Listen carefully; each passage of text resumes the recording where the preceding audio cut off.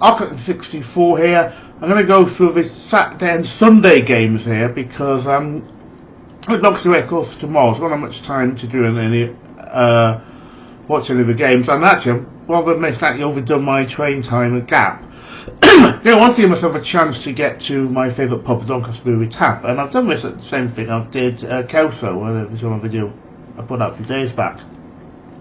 I left for about 3 hours, and so I'm now going to have a few drinks. So I see not want to fancy doing a video I expect when I get back, and I'm not sure I want to fancy it tomorrow morning. I've got 7 up to get 8 games from today correct. It's not, to be honest, in first round it's not the greatest achievement. But one game I thought would be close. I thought aiming right, we just edged ahead of Mervyn King. That's exactly what happened. One game I got wrong was Smith House, and yet again, Westman's underachieved here. I've said it a few times. I think he might even get to 4th round this year. Well, Smith, at least 100,000 might do. In fact, he may well, because I'm going to explain in a second. Because frankly, it's a very weak section of the draw if you had to get to 4th round.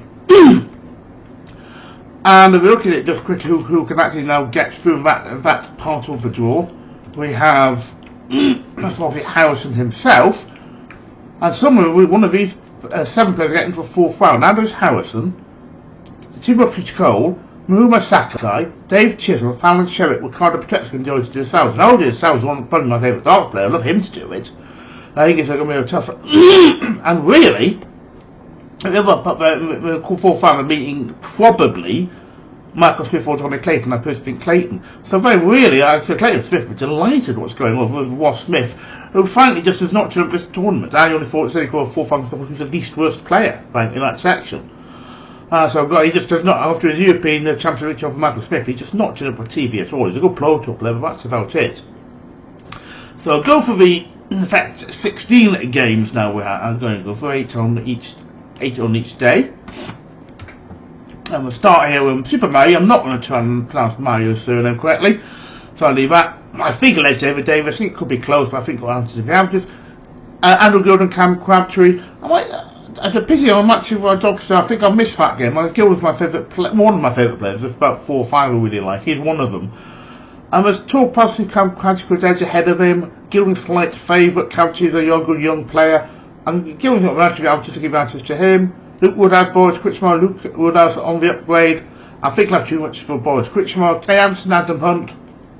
Anderson's not where he was, and his record world championships he's getting to the final. It's not been great, frankly. But Adam Hunt, I mean, that's it. I feel like he's beaten Lisa Ashton. I think, and I'm about. Where's a quick look who Adam Hunt's actually beaten in the world. He's not been here very often.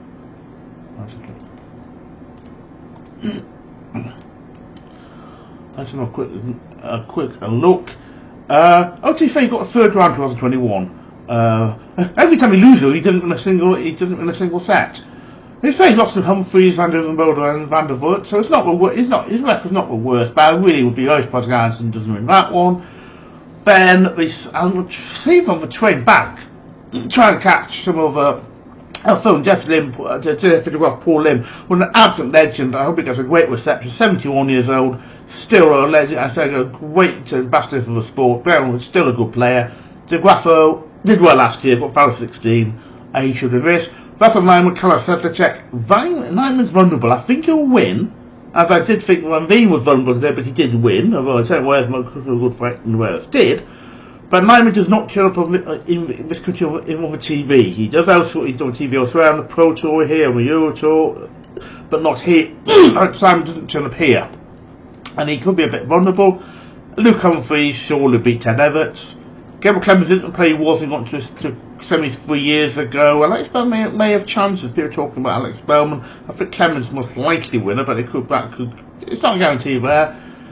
So we're going to do Sunday games. Which Edhouse, Jonny, Tata? I don't think Tata will win this. I think he should be favourite. Edhouse has basically won one tournament. That European Championship win of last year is basically, I think, Edhouse's only win. And he didn't qualify to defend the title this year. I think Tata's a great chance of winning that. I should be favourite. Tom Taylor should have tuned to Oskar Lukasiak.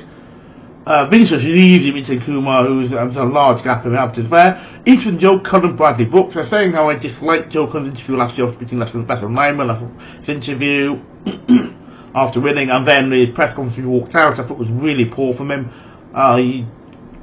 apparently his sister's been ill, I think, last year, and so it could have affected his mindset as well, mate. So that would be fair enough.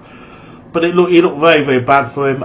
He's getting Bradley Brooks. Now, I think Bradley Brooks, he's actually a favourite. I don't think he should be. I think Cullen to remain favourite. I think Brooks was Brooks, I'm looking at this. Brooks has been exited his pro second half of his Pro Tour season. But this isn't the Pro Tour, and many players, and I think possibly Bradley Brooks, don't perform on the TV. And the main match I remember him for was a thrilling last leg 9 darts hit against him by Willie Borden. But certainly his TV record was worse than his Pro Tour record. Cullen's the opposite, I think, and Cullen, I think, can take that.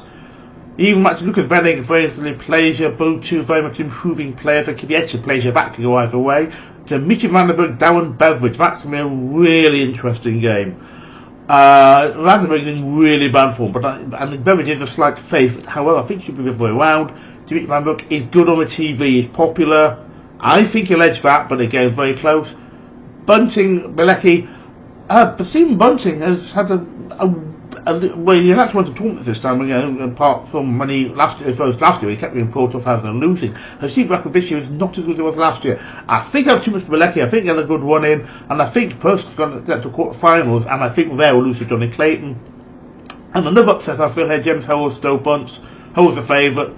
I think Bunce can edge this. He's got some good TV form, but he's not guaranteed, of course. But I think a few upsets here, and Bunce will be one of them by winning.